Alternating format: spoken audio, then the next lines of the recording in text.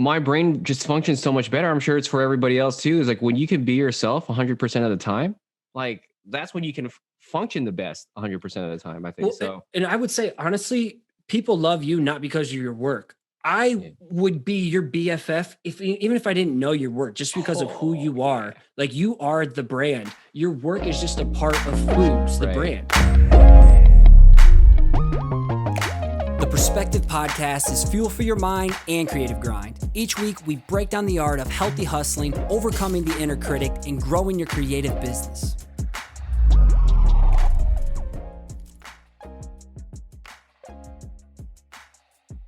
PC family, we welcome back Michael Fugoso, aka Fugstrator, aka Fugs, on the Perspective Podcast, back for round 2. How you doing, dude?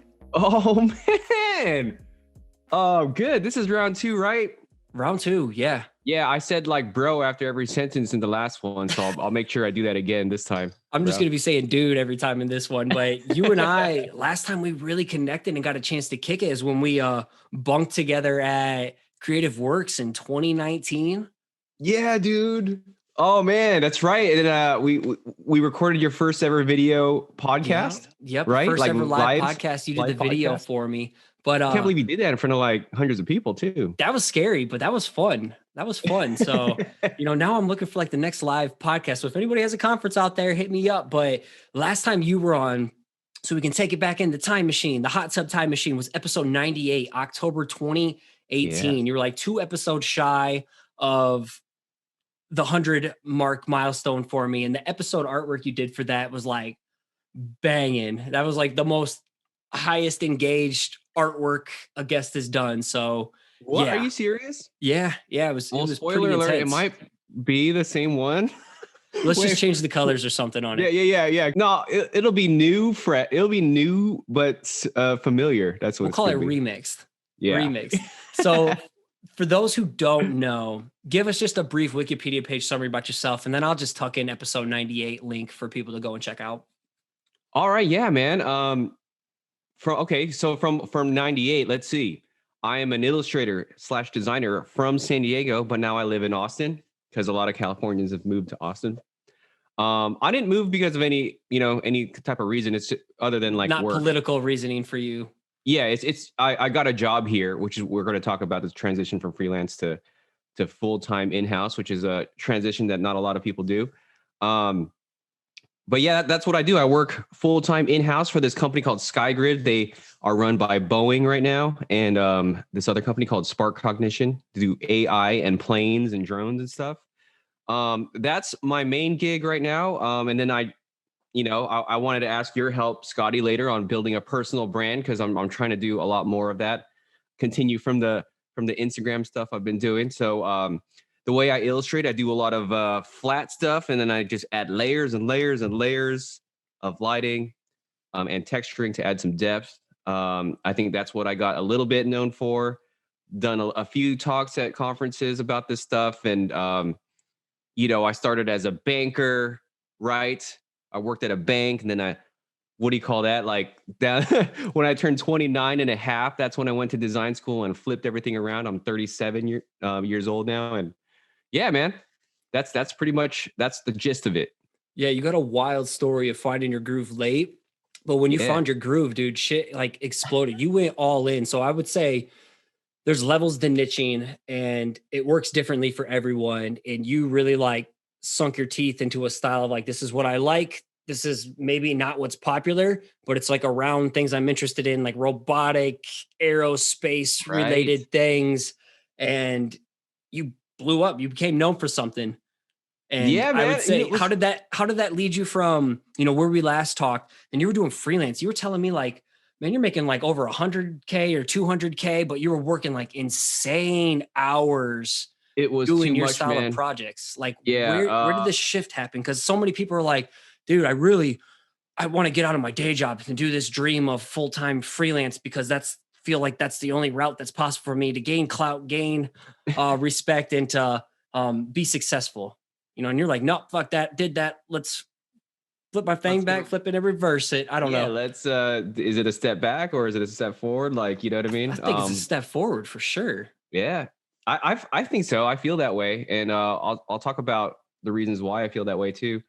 Where do we leave off? Yeah, last time I was all in freelance, right? Building the Instagram and everything, and that's how we met, right? It's through Instagram, and then we met in person at a conference. Yeah, I was like, Fugs, and you're like, Scotty, and then you had a camera up in my face. Yeah.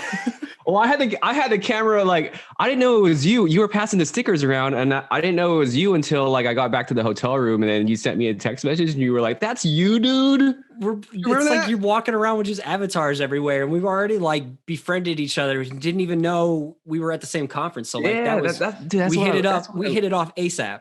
I know, man. I smelled you, bro. I smelled your neck. You smelled good.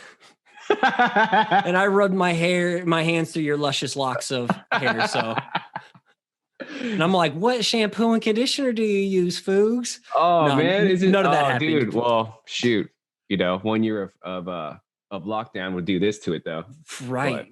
So back to like the job and getting to where you are now and rocking the day job. Like, tell about the progression to that. Why is this such a good fit for you? Well, okay, so well, I'll tell you, man, like, and you can feel free to disagree with the things I say too. When I was in freelance, I'm not naturally a structured person, first, I feel like I need a lot of guidance with that stuff. And with freelance, you wear a ton of hats, right? You are the account executive, you do all the client onboarding, and then you keep the relationships with them and everything. You do all that stuff, your accounting and taxes and all that. You do all that on top of, right? On top of the badass work you have to do for them.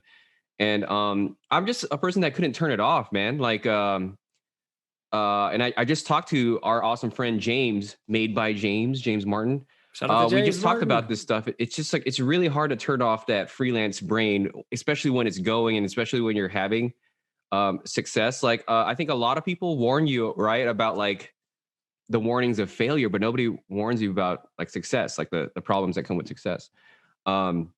So yeah, I'm not saying I was a super successful freelancer, but I was feeling good about it. I was on an upward slope, but my energy was slowly going down and down and down. And then I realized I wanted to do other kinds of things, like like the YouTube stuff, right? The video things, going to conferences and meeting people, doing talks and stuff. And then when you start throwing that on top of the freelance, it's like, okay, man, the freelance needs to pay the bills, right?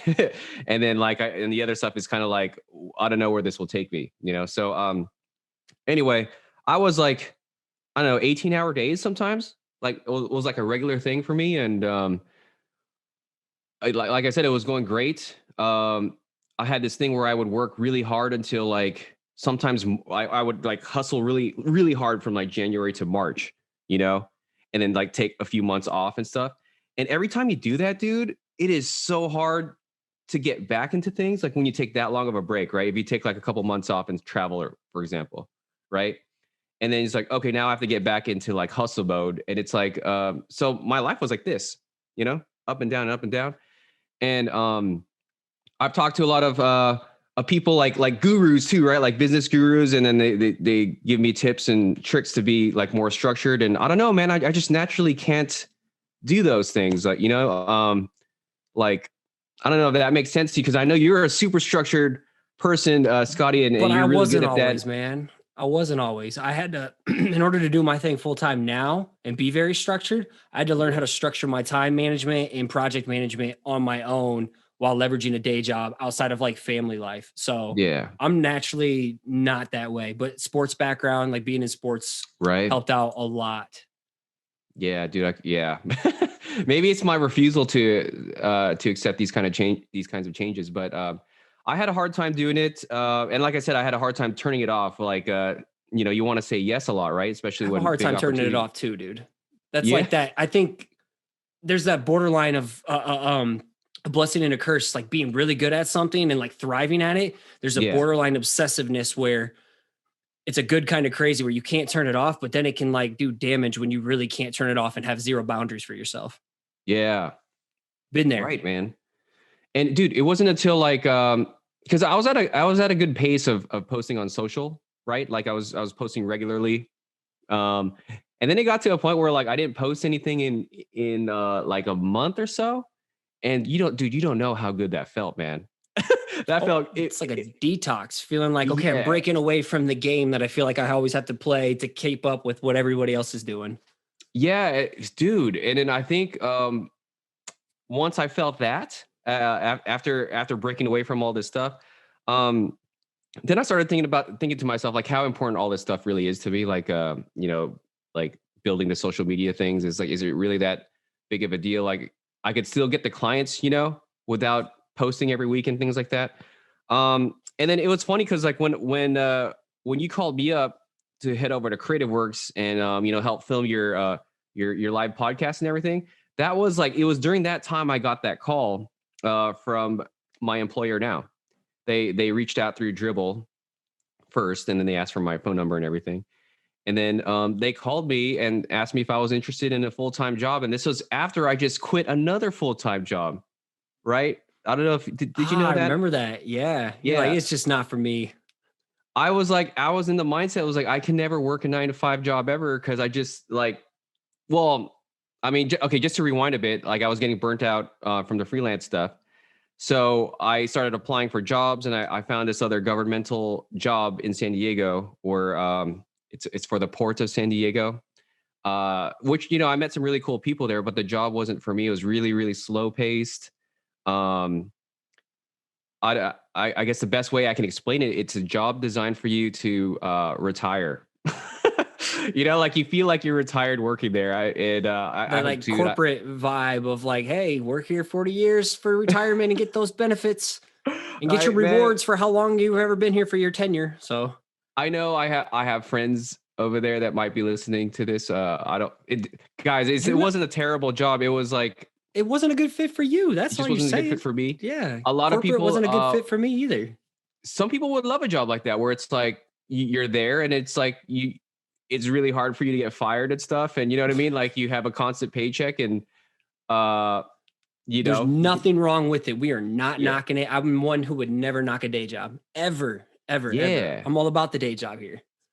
But it was like, some of the stuff was hard. Like, you go into a building and there's a lot of like important people, like, I don't know, like commissioners and mayors and stuff like that. And then you ride elevators with them, right? Because you're in this governmental building. And you're all like, what's up, bro? What's up, dude? And then get a camera in their face too. Being your bubbly self. I like to be myself, and in this case, like I just chose not to shake this guy's hand, whoever this, I'm not going to name his name, but it was a person, an unimportant person. And I was expected to shake his hand or something. And then I got called into an office saying like, why don't you shake this dude's hand? I'm like, you guys are writing me up for not shaking some guy's hand. I don't care who the fuck he is. You know what I mean? Excuse my language. Oh, wait, I'm talking to Scotty.D.Russell. I don't excuse my language. No, there's zero filters on this show. But that was, as stupid as that sounds, that was like my tipping point. It's like, I have to be, these are the type of rules I got to follow. To be a filtered version of yourself. Yeah. Yeah. I mean, like, can I just treat this guy just like I treat everyone else, with respect? I just don't have to shake your freaking hand, right? Especially if I don't know who you are. So, yeah, man, it wasn't a good fit for me. And then I quit that job. And like I was saying, I was in the mindset, I was like, I'm never going to work a job ever again. I'm going back to the hustle freelance mode, because that was way more fulfilling than whatever I just experienced, in that three months or so I was working there. I went with you to Creative Works, and a big reason for me going there too is just to be with my creative homies again too, right? Just to be immersed with that, hang out with you, and then just get back into that kind of freelance work with awesome clients mindset, right? And then I get there, and then my current employer right now, calls me and asks me if I'd be interested in interviewing with them. And the reason why, like, the reason why it immediately was kind of a good fit was because they're an aerospace company. Boeing owns half of the company, so they're Boeing is one of the biggest aerospace companies in the world. I built my Instagram stuff off of doing aerospace artwork. I have aerospace clients like NASA, and I did a few things for SpaceX, and you know what I mean? It was just in line with what I do. So It was funny because you were saying earlier that like I just did the stuff that, you know, wasn't necessarily popular. Like not a lot of people draw jet planes and things like that and robots and stuff. Or in like the flat style or skeuomorphic is dead, but you're like, nah, no, Yeah, it's not. Not in my world, bitch. But that's what ultimately led me to this job, and ultimately led me to those clients too, the aerospace clients. I was doing a bunch of aerospace work, and when these companies can see your passion into these things, like it shows in your work without you even explaining, right? So and I always said my goal whenever I make something, like I want the cheesy Michael Bay, like boom, explosions, bam, Ninja Turtles, you know what I mean? But I also want it classy enough for you to hang it on your wall, you know? Premium, So but like fun. yeah, like classy and fun mix. So that's usually my goal, and it knocks it out of the park for these aerospace companies, because a big demographic for these aerospace companies are kids and children, and their parents buy them these cool things. You know what I mean? So it's like it's a perfect fit for me. My boss now called me at that time, was like, hey, do you want to interview with us, work here? We work with all these drones. We're building this software that like, just think of invisible roads in the sky that drones can fly in, deliver packages, and eventually carry people, like you know, drone taxis and stuff like that. So I was like, dude, that's kind of like designing the future that I totally dig it. I just need to come there and meet you guys and make sure that you guys are really cool, and you don't make me shake your hand if I don't want to shake your hand. And you know what I mean? So they flew me over to Austin, Texas, which is where I live now. I met the people. I met a bunch of engineers. I'm used to working with engineers, bro. Like, you know, a lot of designers work with other designers, right? In agencies and things like that. I'm used to working with engineers, and you know, they have a very literal way of seeing things, and I can throw a little bit of an abstract way of doing it. So I love communicating to those guys. So I get there. Who do I meet? A bunch of engineers, right? Which is okay. So I feel at home here. I meet my boss, who's I call him like he's like a mix of like Tony Stark and Elon Musk. I don't know. That's kind of the same type of person. but you know, he had those glasses with like the purplish tint on them. You know what I mean? It's like, okay, yeah. An Iron totally Man suit, but built by Tesla. Oh, dude. Oh, Iron Man suit. Oh, hell yeah. That'd be sick. He didn't have one of those, but he had a ton of drones. But it was a good fit at the end of the day. Like it's providing you the structure that you're looking for and needing for, as well as like they're supportive of your side hustle pursuits under the brand that you're building under Fugs. Yeah. Yeah, dude. And exactly, man. And everything was met, like the pay was met and everything. I think I said this to you in a live. I don't really want to give out how much I make, but like I do feel like at a certain level, it's easier to make 100K a year or so with a job. But like with freelance, it's easier to make like 300K if you like really push it really hard. And I'm, you know, I just not at the time in my life where I really want to push things hard. I just want to do something meaningful. And this is a very meaningful company to me. And I believe in what they stand for, and we're doing some really cool stuff. And then I get some time to do stuff on the side, right? Like we're going to talk about soon. Like yeah. Let's pivot to that. I think the main thing that you're saying is like you have the safety net installed, you have the structure installed, and it doesn't put all this pressure of you feeling like you have to like grind yourself into an early grave in order to survive.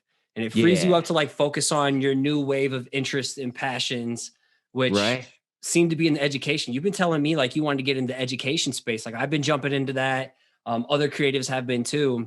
And like you've been talking about this for years now since we've linked up. Man. You're like, you know, I want to do more tutorial based. I want to like get more videos out there on like YouTube or whatever it is. Like I want to educate and get my face and my name out there, build my brand in a non-gross way. Like we're all personal brands, whether you admit it or not, whether you're just like walking around in your local supermarket and telling people your best recommendation on the brats to get to grill, you know, like we're always selling ourselves, selling our ideas. We're a personal brand. So I just want to like lay that out there. People like, ooh, personal brands. I'm like, you're a personal brand. Like just own it and don't make it weird. Cause I know some people get weird about it. I'm like, okay, we're going to talk about it freely here.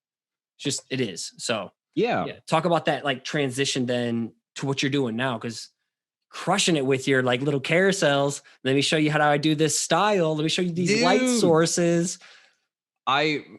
Dude, I enjoy making those carousels. Maybe not all the time. You know, I do need to throw in some artwork here and there, but it's got to be a mixture of not just like all education. It's like you still got to do your thing that got you here. You're right. So yeah, dude, I was a design teacher prior to a lot of this stuff. It was one of my jobs in the past, and I really enjoyed doing that. What I didn't enjoy about being a teacher is making lesson plans and being there every day. you know what I mean? Like when I feel like it. No, well, I mean, in contrast to that, like speaking at a conference is a much better fit for me because you do it once, right? I feel like you give that same kind of value, and you could do it in like a couple of hours or so. When you're a teacher, it's like you give them that value, and then now you gotta watch them do it for 40 days or so. Like, anyway, I'm not knocking anything. If you're a design teacher and stuff, it's like, it's awesome. And you get to fit for you, man. It's a fit for you. It's all about what works best for you. That's what this whole thing's about. And like, it's nice to meet these students and to see some of these students are killing it now. You know, like they have these killer Instagram accounts, are doing a lot of the stuff I told them to do back then. And they're doing the killer art Instagram stuff. And like, I'm like really proud of a lot of them. So that's where it all stemmed, dude, was I really like that educational side of things. And I found out that people like learning from me, and I can explain things in a simple way that's I can explain complex things in a way that a lot of people can understand. So that's where that all started, dude. I've always wanted to get into YouTube, and you've experienced this, Scotty. It's like you want to get into YouTube, and then you shoot your first video and you edit, and you're like, wow, that was like more than half of my week. That and people do these videos like every week, right? Because the frequency is in anything social media. The frequency is one of the most important things. Consistency is everything. Yeah. So it's like, why would I start a YouTube channel if I can't keep up at least once every other week? If I can't even do that, it's like, why even do it? So that's kind of what held me back this whole time. And it was my quality of life, right? That's, that I couldn't figure out to get to that point. So working at this job now, I think it gives me that flexibility, and they're very supportive of all that stuff too. They want to do a YouTube channel also on these drones.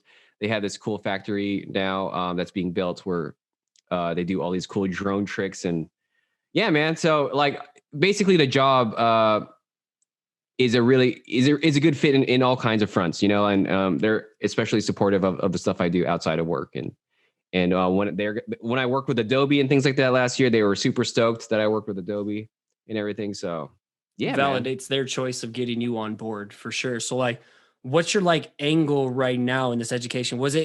Did you feel valid? Were people like asking you questions all the time and you're like, I could create content around this. I just don't have the time. Like, did you just constantly get hit up with questions after questions after questions to realize there's a demand for what I'm doing here? Yeah, dude, that was like, it was every day, bro, to the point where I was getting a little, I don't want to say I was getting annoyed by it, because I'm definitely appreciative of this, but anything that, you get constantly over and over and over, it's like, man, you want to help out, but you just it's hard to answer the same questions over and over and over again. Yeah. Like, what pen is that? Okay, let me make a resources page real quick. Yeah, man. So if I put like hey, ask me anything poll out there, or one of those question boxes, ask me anything, like 80% of the questions were like, what are you coming out with a tutorial? Do you have a YouTube channel? Are you doing this? Are you doing that? So that's a heavy influence, obviously, of my decision to go educational. And I enjoy being educational too. That's the most important thing is, so my angle towards it is, I can kind of see where I think people need the educational things. Like, I think people are really sick of carousels that tell them things that don't really give them that much value. Have you come across those a lot, Scotty? People just talk about the what and the why, and here's the how. Go and buy my course. Yeah. Yeah. So, and if you notice, like on my Instagram, all the carousels I give you, it's like, that's jam packed of everything I do for free. You know what I mean? And I think people love that. And the next, if I jump into something like Skillshare, it's basically going to be what I show on Instagram, but it's going to be a little more detailed. That it's going to be step by step, exactly what people ask for. I do need a little bit of kickback for those because those take a ton of time to make, right, man? You know, absolutely. So, like, dude, there's no reason any of us should feel bad for like selling. Like, I give out value free as much as I can, like 80% of the time. Free podcasts, free posts on Instagram, free communities, free emails, just like packed with stuff. And like the 20% of the year that I am selling, like, I have people trying to tell me, like, dude, you're trying too hard. You're selling. Like, how dare you sell during a pandemic? I'm like, how do I survive? You know, like, there's got to be levels to this. So it's okay. Like, here's the levels. Here's a bunch of value. But if you want more access to me and a more in-depth, personalized experience or whatever it is, like, I got to charge to protect my time and energy. Like, I got a family, you got a day job, you got a life too. So there's levels to it. So none of us should feel gross by selling. You know? Yeah, man. And there's like a lot of stuff that I'm missing, a lot of things that's happened too. Bro, you know, like, so I bought a house here in Austin and I set up this desk and everything, posted stories about the stuff that I bought and iPad accessories. So that's another thing that people want from me is they want me to give them links and stuff. I bought a clock, dude. I bought a clock that has the nicest typography on it. And then that was one of the most popular stories I've ever posted. Like, where could I get this clock? I'm like, are you serious? This at? I need a fucking clock here. I don't have a clock. Anywhere. Oh man, I can run and get it. Oh, we'll get through this talk and I can run and get it downstairs. We'll get to the end of it. I got like a melting Salvador Dali clock, but it's so fucking trippy. I can't ever read it anyway. I've seen that clock in your office, dude. Yeah. So now I have all these great ideas to do any kind of content like that. And my first project is Skillshare because that was something that will force me to get something tangible out there that people can. Did they hit you up? Like, I got hit up by them so many times in the past, but I just never had anything. I don't want to teach people how to do design and art. Like, I'm more of like a mental kind of thing, or like a structured kind of teacher of things, you know, regarded to side hustle. I don't want to teach someone how to design and letter. Like, that's your realm. I'm going to send someone to you versus me wanting to do it. Dude. Yeah, yeah, I can actually relate a lot to that. There's but dude, yeah, Skillshare did reach out to me. I have a story with that also. It's right when I moved to Austin, I had this plan with Skillshare to do a Skillshare original course. And what those are is it's pretty much Skillshare shoots the whole thing, edits the whole thing. Like DKNG style, where they're like DKNG style over your shoulder. They fly you over to Brooklyn and stuff. I think that's where their office is at. They got a studio there. And they shoot your course and everything. That was the original plan. We were talking about that. And then, of course, the pandemic hit, right? And things changed. And then it's been like, it's been postponed to indefinitely. And then I hit up the guy. I won't give out his name because I don't want people hitting him up, but I hit him up and I'm like, dude, I can do all this stuff by myself, man. Like, I have a camera here. I was at the time in this really small apartment. I could shoot all these courses here. I just want to get this stuff moving. I was really excited to do this original with you guys. If we can't do an original, it's all good. Let's have some other kind of partnership, let's do something else that maybe I can take care of here if you don't want to slap the original name on it. And they love the idea. They're like, heck yeah. So I'm in contact with to do kind of like it's not a Skillshare original, but it's part of their it's still part of their marketing cycle. You know what I mean? So we're putting a Skillshare tag on it, but it's under a different category. And by the time this comes out, like this is out now. When we're recording, it's gonna be releasing soon. But by the time this episode comes out, so like we didn't even plan on like pushing your stuff here. It's more like I want people to know where they can go and like learn from you directly. So where does your Skillshare course exist right now? I'll link it to you, bro. And then as soon as you get the link, I'll make sure to have it in here so people like what can people expect? Let's say that instead. Oh, okay. What can people expect is exactly this probably the most popular style that I do on Instagram, which is that the paper depth style. I'm going like hardcore into that whole process. that is the style that's got me the most clients. It's got me like, I guess the most notoriety on Instagram and everything like that. So, and it's the style that everyone asked me to teach them to do. How to do this insanely textured, smart object based design that is still vector at the end of the day. Oh, this one isn't vector. Oh, but okay. Yeah, this one is not. Yeah, this one is not vector. But I do show you how to do the vector one in my Instagram. I can link that to you too. So, cool. But yeah, this is the most popular style on my page right now that people's been asking me to do for years, and I just decided to give it all out on Skillshare, and that's what this course will be entirely on. And it'll have a whole lesson to it. Like you can download a file, and then you can follow along with the whole thing, and you know what I mean. Build it along with you to learn it inside and out. It's gonna be pretty awesome. Real quick, I'm about to piss my pants, so give me 2 seconds. Dude. I've never had to do this in the middle of an interview before. Hold on.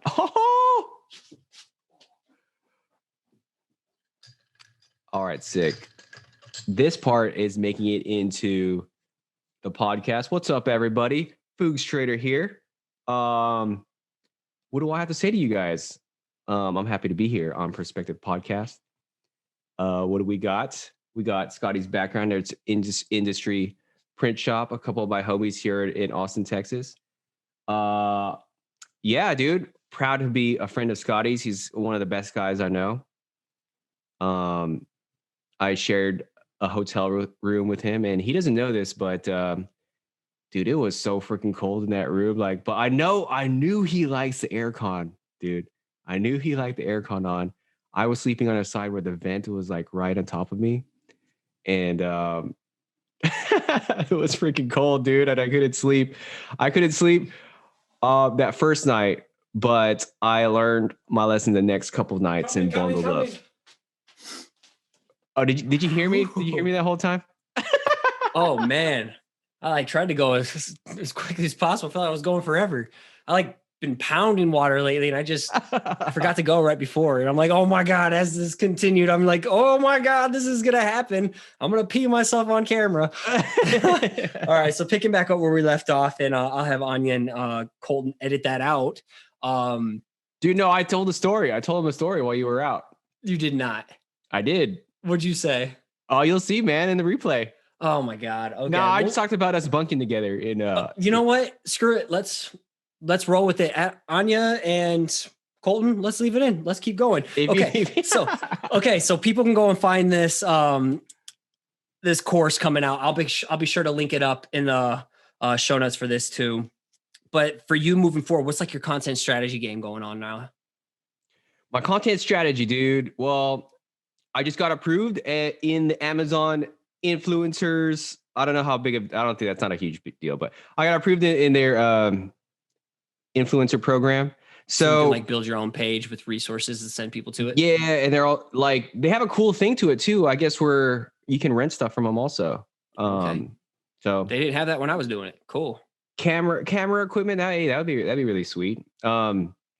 But anyway, so that's all set up. And the first thing was Skillshare, because I wanted something out there for me to link every time, every time I make new content. So once the Skillshare is up, it's immediately jumping into YouTube. We're doing weekly episodes. What I haven't figured out yet is how much Instagram will be involved into all that. Like if I'm going to micro content. It's 11:11, by the way. Can't help but look at the clock on my computer. 11:11. That means good stuff. So keep going. It's 11. Oh, shoot. We haven't even got to rapid fire, bro. No, I wouldn't probably want to do much rapid fire, but keep going. Sorry to interrupt you, but anytime I see it, I'm like, something good's happening. So keep going. Oh, you were talking about 11:11. Like it's good luck. 1-1-1-1. Yes. 1. Okay. My bad, bro. I thought we're getting short on time. Okay. Nope, you're good. Keep going. What was I saying? Yeah. Well, I don't know how Instagram would fit into the video plan. I do want to throw little micro content from the videos on there, but the plan is get the Skillshare course out there, something real tangible, something real value-based, immediate value-based, things. Have that out, and then we'll do weekly tips and stuff on YouTube. So your macro content's going to live on YouTube, and then you just rip pieces of it to go live as micro content elsewhere. Right. Okay. Yes, cool. Man. that's why I spent the time, building out this office here. It's crazy, man. I'm going to give you guys a tour of this house later. We made this house like almost 100% for content creation and making kombucha, alcoholic kombucha. Nice. and my brother's a chef, he's going to start making more chef content and stuff. So we built this house. We didn't build it, guys. It was built already, but we fixed this house up to be like a content machine. So what questions did you have in terms of like building one's personal brand? Oh, dude. Okay. I think I asked you this once in Clubhouse. Like I said, I want to be myself as much as I can, right? And I've experienced a lot of times where, there's some professional ass people out there that don't agree with a lot of the things I do. Like sometimes I will, I enjoy a couple of drinks here and there. Sometimes I enjoy it a little much, and I show that side of me on social. And I think there was the one where it was a little crazy. It was when I went to a wedding, and it was like, okay, I probably have to delete this content. But I've had it where I had universities reach out and say like, hey man, I really wanted you to come to the school and talk to the students and everything. But I don't know if I really am down with what you represent here. Because you're like getting turned up during your downtime? Yeah, man. Well, maybe, I don't know. Maybe like, how do you filter those things? I guess is the question is like, do you know when is it too much? I was never like, I was never naked or anything like, like, like it was just, but I was like, I was pretty hammered on a few of them. And I was just like, hey guy, hey everybody, that type of thing. So I guess for me, and I think I even said this with like James Martin when we were on Clubhouse. For me, I just like, I got to put my phone away when I've been getting crunk. So I don't know if everybody knows me, but I am known to have a good time, like especially at these conferences and stuff. I'm acting a fool. If I'm at a conference and I'm with all the homies, dude, I'll share it all. But at the same time, like I'm putting myself out there, dude. I swear often I am just boldly myself. I'm in a very aggressive, bold, energetic kind of person, but at the same time, like I'm an emotional creature, very vulnerable, transparent, and I could like cry on the drop of a dime, since having kids. Like they have like softened me like crazy. But it's like I'm going to be unapologetically myself. And I've realized like if I'm not someone's cup of tea, then like they can go elsewhere. That college doesn't want to have me. Well, fuck it. That's their loss. Yeah, so man. It is what it is. I'm okay with that. But more, I just know like I can act a fool and maybe say something dumb or like start busting out a rhyme after I've had like double Tito's all night and just like freestyling about just something ridiculous. And I'm like, I don't want people to see that right now. It's a private thing. So I need to push pause when I've been drinking for the most part. So I don't want to like slip up and say something stupid in the moment of me being dumb and ridiculous. And all of a sudden cancel culture comes around, and like somebody takes something out of context and then it gets around in a bad light. And I'm like, okay, nope. I just don't ever want to put myself in that position. Cause like, okay. So you've never been in that realm yet. Yeah. And like, dude, the smallest thing I wrote a post. I'm not going to say who said this to me. I wrote a post about just a personal story about myself.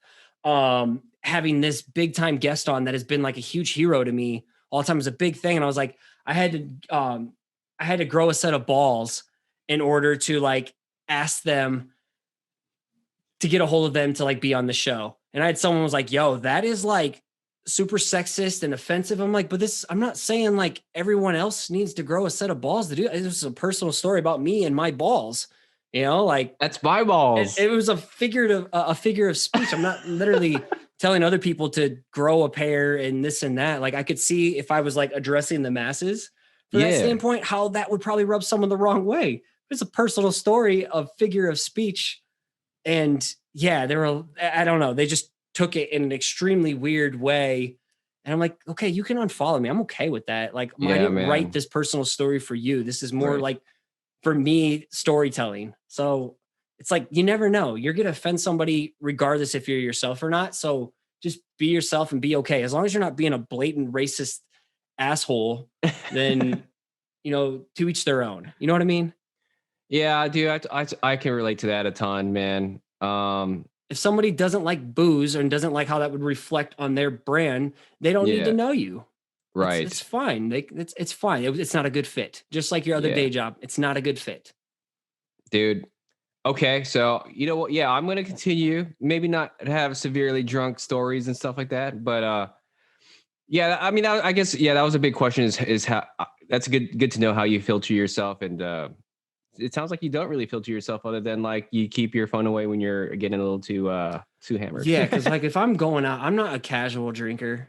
I go out once in a blue, but dude, I used to go out like 7 days a week, and then it was like 3 days a week, and then it was twice a week. And now it's like maybe once a quarter. With the pandemic, that's obviously done a little number on myself from my social standpoint. But like, I need to get out of the house. I need people around. And if I'm going out, like I'm going out, and I'm going to be probably hurting for the next 2-3 days. Yeah. So yeah, I'm not just a casual. I like to have some fun and get it out of my system. And then it's like back into grind mode, plugging back into the Matrix dad mode. And so that's where I'm like, okay, I go out once in a blue moon. I better like not have my phone out because I like to go hard. Oh yeah, dude. And hey, I've seen you go hard, man. It's a good time. It is a good time. Like it would be funny if we were like at Creative Works, and we're just lit and we're like taking videos of ourselves riding those motorized scooters down the street. Like dude, that is when I would probably like getting the phone out. I didn't realize how fast those things were. Those things fly. I'm like, where's the nearest ramp? So that's where it's okay to me. But I think at the end of the day, we live in such a fragile world where we're always walking on eggshells. So like you're going to offend someone by trying not to offend someone. I've done it. I've posted a pizza post drawing out there. Pizza's been a part of my life. I drew a piece of pepperoni pizza. It's my favorite go-to. And I had someone mad at me about animal cruelty. Oh, like, man, you really took it there. I'm not gonna. No, like, dude, someone's gonna get pissed about anything. So we can't worry about what people think. That's a good point, man. Thanks. Yeah, I'm a recovering people pleaser. I'm not saying I got it mastered, but that's like I have to train my mindset and say it out loud to like continue to rewire myself. Yeah, I mean, like.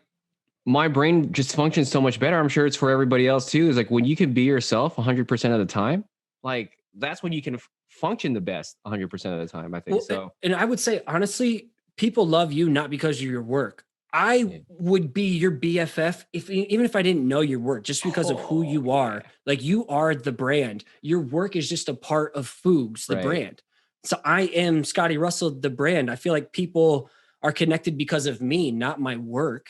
Yeah. Oh my God, it sounds weird to say. They want access to me. People want access to you. That's why you're asked to come to these places. That's why you're asked. Yeah. An influencer. And I'm trying not to sound gross because it sounds really weird. It makes me uncomfortable even talking about like that. But I've had people say this to me like, yo, you are your own brand. You are your own brand. We're all our own brand. And if you can't be yourself and your brand, then who the fuck are you? Right. Why be a filtered version of yourself where like, you're a different person online than in person? I think that is stupid as hell. You should be the same person everywhere someone experiences you. And I think that's how at least people in my generation, I know you're a lot younger than me, right, Scotty? But I'm 4 years younger than you, 5 years. Oh man, but you look so pristine, bro. I'm hiding these gray hairs right now. But I mean, that's how I was raised was to have a different face in a professional environment, So was I. It's like you have to play the game wherever you're at. I can play the game, man. I can be a chameleon wherever I'm at. I can talk corporate, except when it comes to politics. I fucking hate that. I don't trying to act like I have a face in that world. I just don't like the divisiveness and divide. Like I'm trying to unite all people from all over the place. I want to smell everybody's necks. You know what I mean? Yeah. I just want to rub everyone's hair. This is weird. But yeah, I'm a big believer.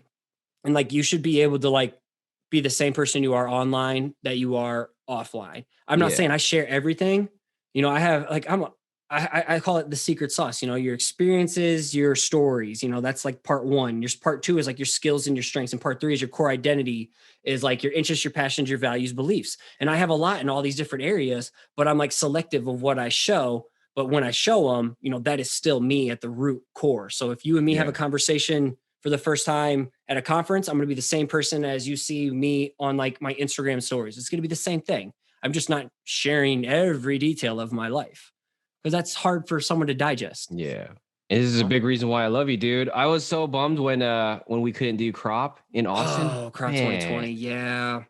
But I it's just gonna recorded happen with again. It's Matt gonna yesterday happen, bro. too. So Matt Dawson is going to be on the week before this one goes out. So people should go back and listen to that. But I have Jason Craig, Matt Dawson, and Grizzly Wheeler, who were just on the show, speaking in present tense, episode before yours. And oh man, it's like all the homies back to back. I recorded yesterday. So I'm like, this is the crop family right here, and I'm missing it all. Crew, dude. Oh man. Yeah. So like, I'll tell you what, you're an extroverted soul like me. So not having these conferences and stuff, you know, and having all these restrictions, it crushes me. Don't get me wrong. I'll thrive online with Zoom calls if I have to, but like it really takes we'll find that outlet toll somehow, on like my spirit. It's not the same, man. It's not the same as being out there. Yeah, I can't wait for the next crop. I haven't talked to Matt about his plans for the next one, but I'm pretty sure the next one's going to be freaking legendary. Yes. Yeah. Dude. I hope he keeps like the same roster, or AKA I hope I get to still speak since I missed out on this last one, because it was supposed to be Crop Cruise, and then it was Crop not Atlanta, but Austin, Texas. So oh man. See, I'm right here too, dude. And right in your backyard, and like we got family, and oh my God, it's right up north of you. God damn it, I just forgot. But we got family just like right up north too, so we can make a big trip. It'll come to me after this podcast is done. So whatever. But I still kind of don't know. What else is on your mind, man? We don't need to do rapid fire. Oh, okay. Well, what's on my mind? I have another question for you, man. What do you think is more important? You know, as we're talking about the building your personal brand. And I know these are both important, but what would you rank higher than the other between quality and quantity? Because quantity is super important. You know, in my head, especially when I was starting my Instagram, quantity almost felt like it was more important than the quality stuff, because the quality was kind of like, oh, you're a perfectionist, and maybe, you know, and then maybe later on you can start slowing down and maybe you can focus more on the quality. That's kind of like how I saw it. But now that I'm getting into the YouTube stuff, and if, you know, quantity, you know where I'm getting at. Quantity is the more important part. I feel it's all a different season, different strokes for different folks of where they're at within their path. Like, so in the beginning, like, dude, quantity to me leads to quality. It's like you got to post a ton of shitty work in order to like just get comfortable with sharing imperfect work and learning what you did well, what needs work. And it just like shows this visual growth, you know, like I can go back to the beginning of my Instagram where I just started lettering. I'm like, wow, look at all these shitty posts that I made. And now I'm like, okay, now I'm like into that quality phase. I think the book is Art and Fear. There's like this art class, and half the kids, the professor says, by the end of the semester, every day I want you to make as many pots as you can. And we're going to like look at them at the end. And the other half of the class are like, I want you to like really focus on making like super quality pots each time. Like in terms of like volume, not even close to as many people who are making like all the pots. And at the end of the class, those who like went for volume and quantity, by the end, like their shit was like way better because they had more reps, more practice, more skills, more time doing it and creating an end product, versus those people who are obsessing about how to make a perfect pot each time. So so I was like, at the end, like, wow, that is totally true. It took me a lot of shitty Instagram posts, or a lot of crappy blog posts, or a lot of shitty podcast posts, a lot of crappy speeches in order to like get good where I can just do this stuff without thinking. I normalized it. So I believe it takes quantity to lead to quality. But once you get into that point of quality, like, focus on the quality, but also go and seek the next thing that you can suck at, that interests you, that scares you. That's like the next path for you. Right. So for me, it was like coaching. Like that scared me. So I'm going to go suck at being a coach. And now the next thing is Clubhouse, or maybe it's, I don't know. I'm trying to figure out what that next thing is. Video courses. You know, I'm big into like launch mode outside of coaching, like digital products. So I'm willing to suck at that next thing and do quantity to lead to the quality. I don't know if that answers your question, or maybe it affirms what you're believing. I think it confirms that at least in the beginning. Your beginning YouTube video should suck. Yeah. So you can figure out how to improve. It's more about figuring out your process, the time management part, the project management part, figuring out what works best for me, or like, wow, I really hate this entity now, but I know how to do it. So I know when I'm sending it to someone to delegate the work, I know how much time it's actually going to take them. I feel like we got to know these in and outs of the process. Dude, this reminds me of that flow state stuff I used to talk about all the time, right? With the pull-ups and everything. Yeah. You could do 10 pull-ups, do 5. And then like do 5 pull-ups every day instead of 10 pull-ups twice a week, So yeah. And it's gonna make you have longevity in what you're doing and be better. Yeah. Mm-hmm. And you'll end up being stronger in the end too with all that stuff. So heck yeah, man. Yeah, that definitely that's my 2 main things that I've been struggling with the personal brand stuff is especially the frequency and the quantity and things. I'm getting a little more regular on Instagram again. There was that big lull I had when I was trying to figure out the quality of life, with the freelancing and the day job. But I'm back at it again, and it looks like we're back at that upward slope. You slay it, man. Like you could take a hiatus and then just come back and crush it. Like I'm restructuring my whole Instagram approach. Like I got so much shit going on this behind the scenes of like coaching and everything. And I said it last week on the podcast, was like, dude, just because you're not like crushing it on Instagram doesn't mean you're not like crushing it behind the scenes. So at the end of the day, what we're not trying to say is like, yo, Instagram is the end all be all of one's success or your YouTube following, whatever it is. To me, it's about like relationships at the end of the day. Right. Yeah. My success has been built on relationships. And getting uncomfortable, man, and being consistent.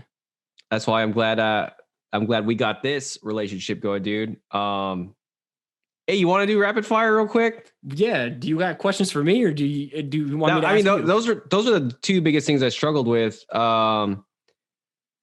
Give yourself permission to suck at the new stuff, and then just get really, really good at it because you put out stuff all the time. Your early carousels are really, really good, but you probably put a lot of time into them. But you've got that world figured out now. Now it's like, here's the next fucking mountain to climb. Time to go suck butt, literally and figuratively. In order to non-suck butt. I look at my carousels, man, and I'm like, I know I put so much into those things, and then like I look at some other people, like James's carousels, James Martin, made by James, and I know his execution wise is a lot quicker than mine, but it's just way just as much or even more valuable. I'm trying to get that. Eventually I'll get to that point where I figure out how do you put something out there that, doesn't require this much execution, but it's just as valuable, Yeah. I think that's where I'm at figuring too. And I'm just like experimenting with new lanes. Yeah. And I'm in a season where I'm losing so many followers because I'm not focused on posting pretty pictures of art that I once did. I'm doing different things. Is this on your Perspective Collective? Oh man, yeah, dude. My account in the last year has significantly dropped, but it's okay because I'm doing new things. I'm experimenting with shit that I really, really enjoy, like just posting a rhyme and a little bit of poetry here and there. Yeah, because that's what I do all the time. I've been doing it for years, and I just kept it to myself. I'm like, this needs to come out now. I want to share it, and it scares me, so that means I need to do it. So. But it's just so new when you do something new and people are so used to something else you did, it's going to turn them off right away. It's like I'm training behavior again. If I just posted one of these rhymes and poems every day for like a year, I guarantee my audience would just start booming. So I'm trying to find this unique position. Like, how do I mix in like my coaching stuff? How do I like start, like Melinda Livesey? I don't know if you know her, like people are capturing conversation content. How can I like take snippets from a coaching program call and add it in? How can I do like my quotes? How can I incorporate a drawing every once in a while too in a rhyme? So it's like I have these little buckets that I'm just experimenting in right now. And I'm just accepting that it's not going to be for everyone, and that's okay. So bro, what were you about to say? I just thought of a question. It might not be a great question to ask. I asked this to Matt, and it kind of like, I remember Matt was like, "Oh man, I don't want to answer that question." Ask it away. I'll do my best. Is there anything in the design community right now that you want to see less of, or that you are not a big fan of? I can give you an example of myself. Give me an example. Talking about burnout, I feel like you're burned out from people talking about burnout. Yeah, and I know I talked about it a little bit. I mean, I didn't focus this whole thing on burnout, right? So instead of talking about burnout, maybe talk about a solution to it. You know what I mean? Mm. So like I just see a lot of things about imposter syndrome, but to me, like I think that's a good thing.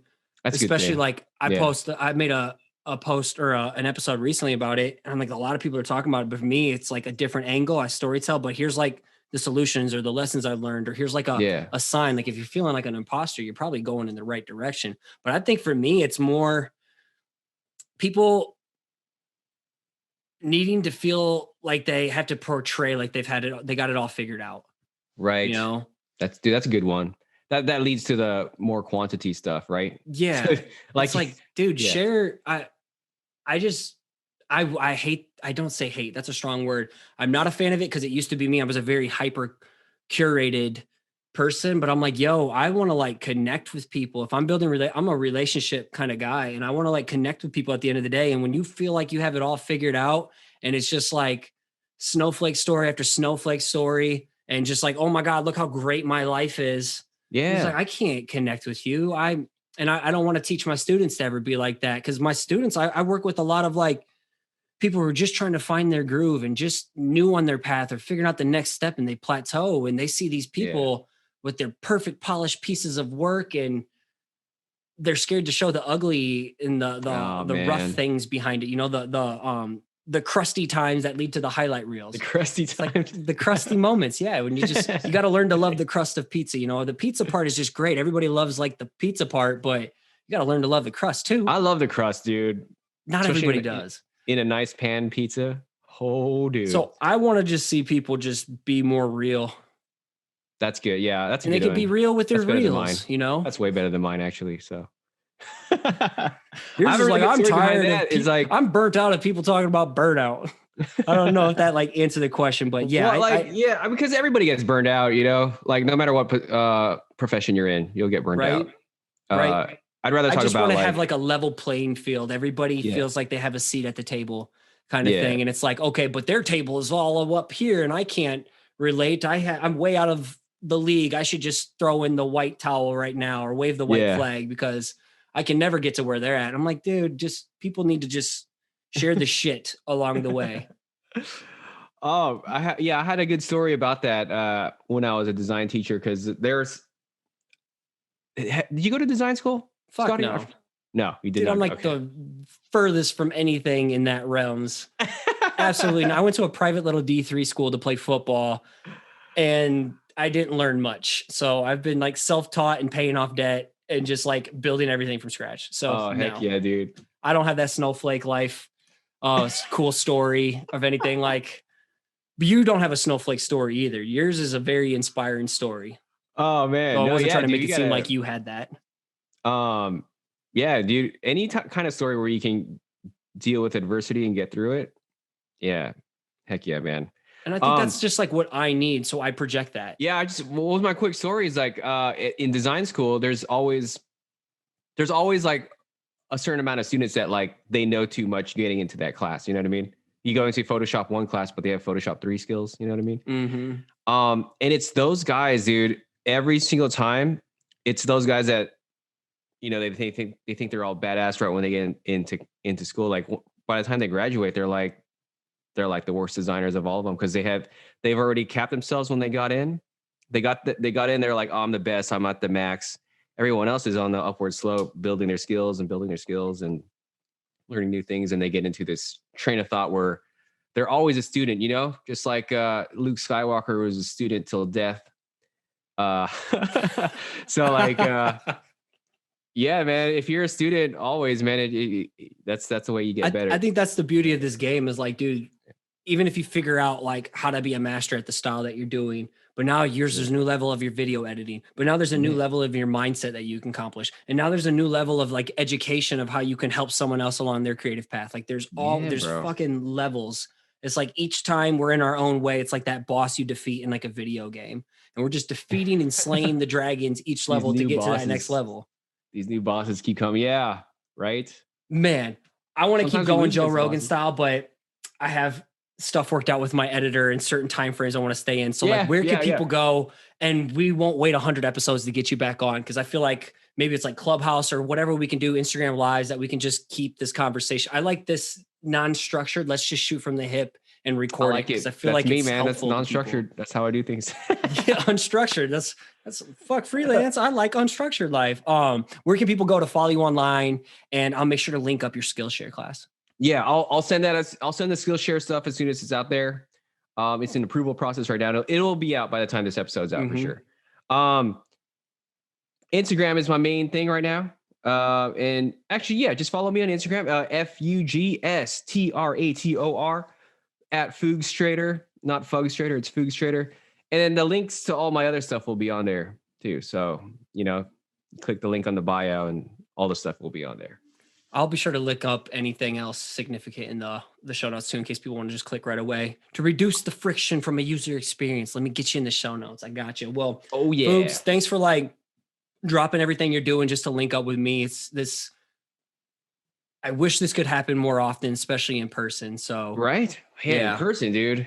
Well, we got stuff like Clubhouse. Oh, I'm on Clubhouse, guys. And we'll be on Clubhouse here in a little bit once this goes out, even though we're speaking in the past now. So I love you, brother. And thank you so much for your time. And I can't wait to like kick it sooner than later. And let's act a fucking fool.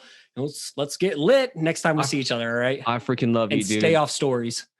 Oh, okay. Yeah. No, well, I'll keep mine on. You can turn yours off. All right, homie. Peace. All right. Love you, bro. Love you. Thanks again for listening. It'd be awesome if you took the time to subscribe to the channel, hit the like button, and let the comment below so we can connect.